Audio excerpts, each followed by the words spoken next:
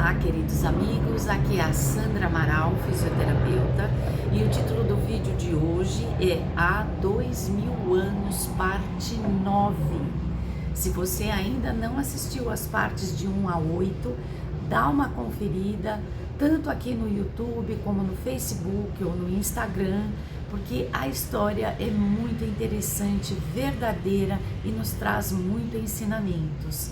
Trata-se do livro do Chico Xavier com esse mesmo nome, que foi inspirado pelo espírito de Emmanuel, contando a vida de Emmanuel, quando ele foi um senador romano no ano 30 da era cristã e teve um encontro pessoal com Jesus de Nazaré e todos os desdobramentos antes e depois deste evento transformador na vida dele. Então, nós paramos na parte que o Públio sai do palácio do Pilatos irado, vai para casa e encontra a Lívia já com os seus trajes de patrícia, vivendo ali a sua rotina normal, quando ele atira-lhe violentamente à cara todas as supostas ofensas que ele teria recebido da esposa no que diz respeito ao um relacionamento imaginário e suposto que ela estaria tendo com Pilatos e jamais teve, porque nem dele ela gostava, ela nem simpatizava com ele, quanto mais ter um relacionamento, e ela amava o marido dela acima de tudo. Mas ele, enfurecido, começa a enumerar tudo o que tinha acontecido nos últimos anos em relação a ela e a Pilatos.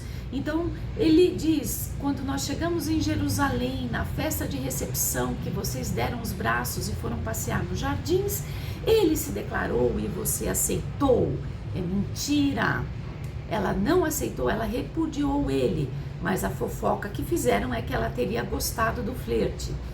E depois que a filha já estava curada em Cafarnaum e eles voltariam para Roma, ela teria entregue o próprio filhinho de 1 ano nas mãos de Pilatos, que viria ter com ela no palácio altas horas da noite, para que, tendo o filho raptado, eles ficassem ali procurando o filho e não voltassem para Roma, e ela teria um tempo para se relacionar com Pilatos. É a coisa mais fantasiosa do mundo, mas que foram falar isso para o Públio e ele acreditou. Sulpício, lembra disso? Dá uma olhadinha lá nos vídeos lá atrás. E ela nem de casa saía, né? Como que ele podia ir tão longe numa imaginação tão irreal, não é verdade? O ciúmes faz isso, né, minha gente? Às vezes a gente vê um marido ou uma esposa, um namorado, uma namorada altamente ciumento, e todas as fantasias que ele faz na cabeça para ele são absolutamente reais, quando na verdade ele está instigando às vezes o outro a fazer aquilo ou cansando o outro de uma relação tão tóxica, com tanta vigilância e com tanta imaginação irreal e fértil, não é? Então ele coloca essa cena na cabeça dele, que ela entregou o próprio filho para Pilatos para que eles ficassem mais tempo juntos ali, ela e o suposto amante. E agora, o que tinha acabado de acontecer, ela ido ao palácio de Pilatos, no meio de uma revolução, de uma revolta popular, de açoitamentos, de xingamentos, de uma aglomeração de pessoas em frente ao palácio querendo a crucificação de Jesus, ela teria saído da casa dela e ido lá para ter um relacionamento, para fazer ali um flerte com o governador Pilatos. A Lívia, a esposa dele, que não saía de casa, não tinha Facebook, não tinha mídia social, não tinha WhatsApp para eles se comunicarem à distância. Gente, que coisa mais irreal, não? Mas ele mostra pra gente o quanto Nós somos irreais muitas vezes em nossas fantasias de menos-valia, ou de ciúmes, ou de intrigas que deixamos entrar na nossa cabeça, né? Então, é uma situação tão irreal que, se ele averiguasse um pouco mais os fatos, ele teria caído em si. Mas ao invés disso, ele ficou décadas separado da esposa, que era inocente, fiel a ele e o amava, dentro do próprio lar, porque depois desse terceiro evento, ele impede Lívia definitivamente de se aproximar da filha Flávia, que a fé dela curou. Lembremos disto, foi o que o profeta disse para ele. E ele fala, olha, de hoje em diante então você fica confinada nesses aposentos aqui e você está proibida de se relacionar com a nossa filha, porque você não tem moral para educá-la e eu vou educá-la sozinha. E Lívia então torna-se uma prisioneira do próprio lar, sem direito a conviver com a própria filha. Este foi o resultado da única pessoa que interviu por Jesus de Nazaré naquele contexto. Porque anos mais tarde,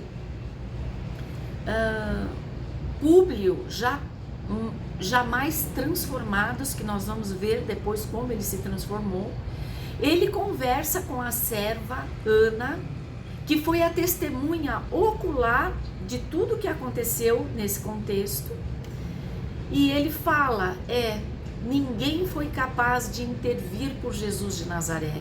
E a Ana fala, o senhor está enganado. A sua esposa interviu, foi a única que interviu por Jesus de Nazaré, porque ela se vestiu como uma plebeia e foi até o palácio pedir que Pilatos não o crucificasse. E Públio então cai em lágrimas, arrasado, porque ele estava lá, ele viu e ele interpretou de uma forma total e completamente equivocada. Muito bem, depois desta briga, que para brigar são dois querer, né? Lívia não falou nada, depois desses insultos, vamos dizer assim, Lívia vai para os seus aposentos. Lembra que eles tinham alugado uma casa no centro de Jerusalém? Então, ela abre a janela do quarto dela para olhar para o céu, chorar e orar, quando ela vê um pouco à direita o Gólgota, aquele monte onde Jesus estava sendo crucificado.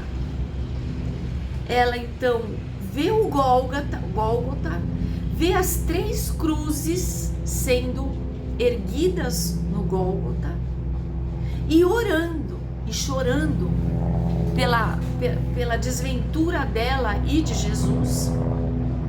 Ela tem a sua visão mediúnica expandida e vê descendo do céu, numa faixa larga de luz que se abria num portal entre o céu e a cruz e o madeiro sangrento onde Jesus morria.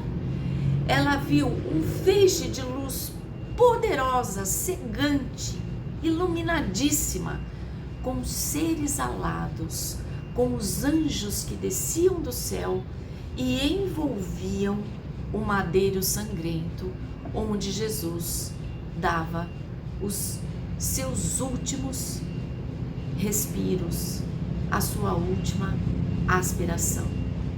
Dolorosa, porque na cruz você morre por asfixia. E então ela vê isso e ela reforça ainda mais a fé em Jesus. Enquanto Jesus é crucificado, o céu de Jerusalém se fecha numa violenta e escura tempestade que dura horas. Alguns evangelistas dizem 3 horas. Enquanto isso, no palácio de Pilatos, eles fecham as janelas, colocam frutas ali nas mesas e começam a discutir as frivolidades das fofocas da corte de Tibério, imperador de Roma, totalmente alheios a toda a história poderosa que estava acontecendo ali naquela cidade pelas mãos daquelas pessoas que muito mais tarde responderiam por seus crimes, com toda certeza. Nesse momento, então, Jesus morre, não é? Ele desencarna, vamos dizer assim. E os seguidores de Jesus, eles espalham-se por toda Cafarnaum, Galileia, Jerusalém, Roma, Grécia, Antioquia, no Egito. Eles se espalham por todo o mundo. Quer dizer, algo que deveria ser uma ofensa, algo que deveria intimidar as pessoas, dizendo assim, olha, você quer ser cristão? Olha aí como o líder dos cristãos morre. Pelo contrário, aquilo reforçou de tal forma a fé dos primeiros cristãos que eles se dividiam em grupos e começavam a pregar, curar, fazer milagres, escreviam as histórias de Jesus, formando os evangelhos, e eles conseguiram fazer exatamente o que Jesus propunha, que era: ide, pregai o evangelho a toda criatura, aquele que crer será salvo. Salvo no sentido da ignorância, não é? E o símbolo que os cristãos dos primórdios usavam era o símbolo da cruz. Então, quando eles faziam o símbolo da cruz, eles se identificavam como cristãos, porque conforme os imperadores de Roma iam se sucedendo, o cerco aos cristãos ia ficando cada vez mais forte e pesado. E os cristãos também da primeira era, eles admitiam em praça pública os erros de sua vida. Já pensou?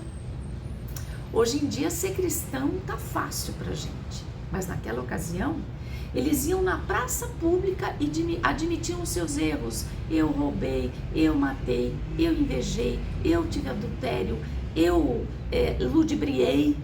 Eles confessavam os seus erros e testemunhavam, no sentido de testemunhar, de dar um testemunho prático dos ensinamentos de humildade que tinham o exemplo máximo em Jesus de Nazaré. Bem, queridos amigos, vamos ficando por aqui hoje. Eu espero ver vocês no episódio número 10. Nós estamos quase chegando no fim. E eu queria convidá-los para a palestra, que é a sequência deste livro aqui há 2000 anos, que é 50 anos depois.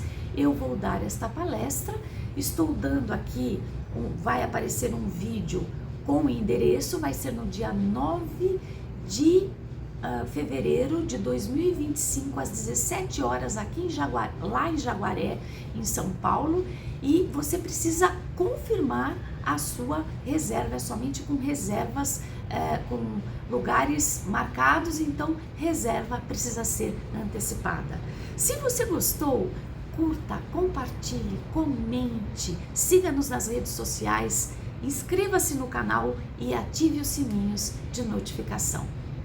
Um beijo.